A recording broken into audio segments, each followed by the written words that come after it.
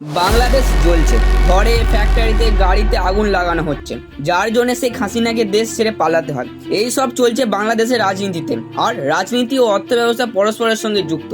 আপনারা এতক্ষণ রাজনৈতিক প্রভাব টিভিতে বা সোশ্যাল মিডিয়ায় দেখেছেন নিশ্চিত, কিন্তু আজ এই ভিডিওতে রাজনৈতিক নয়, অর্থনৈতিক প্রভাব সম্পর্কে আলোচনা করব। এই ক্রাইসিসের পর টেক্সটাইল মার্কেটে কি হবে, এর ফলে ভারত সরকারের ওপর কি প্রভাব পড়তে পারে, আর সবচেয়ে গুরুত্বপূর্ণ হলো একজন সাধারণ মানুষের ওপর কি প্রভাব পড়বে। এই সব প্রশ্নের উত্তর জানবো এই ভিডিওতে, তাই ভুল করেও ভিডিওটি স্কিপ করবেন না। আর সময় নষ্ট না করে চলুন ভিডিওটা শুরু করি। আমরা বাংলাদেশ থেকে 1.8 বিলিয়ন মানে 15,000 কোটি টাকার আমদানি করি। বাংলাদেশ থেকে ভারতে আমদানি করার প্রধান পণ্যগুলির মধ্যে রয়েছে তুলো 10 মিলিয়ন, তারপরে রয়েছে সুতোর কাপড় 15 মিলিয়ন, আর মশলা 142 মিলিয়ন, এবং শেষে রয়েছে পাট 103 মিলিয়ন। এরপর ভারত বাংলাদেশকে 90,000 কোটি টাকার রপ্তানি করে, মানে যা বাংলাদেশ থেকে নেয় তার থেকে বেশি বিক্রি করে দেয়।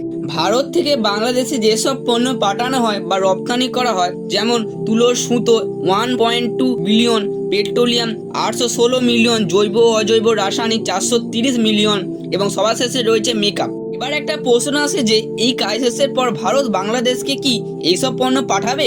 উত্তর হবে হ্যাঁ, পাঠাবে, কিন্তু আগের মতন পণ্য না পাঠালেও অল্প পরিমাণে পাঠাবে। এবার বাংলাদেশের টেক্সটাইল মার্কেট বিশ্বের দ্বিতীয় নম্বরে আসে, আর এই ক্রাইসিসের পর টেক্সটাইল ফ্যাক্টরিতে আগুন লাগিয়ে দেওয়া হচ্ছে। আর এই ঘটনার বেশি দিন চললে গোটা বিশ্বে জামা কাপড়ের দাম তো বাড়বেই, তার সঙ্গে সঙ্গে নতুন কালেকশনও পাওয়া যাবে না।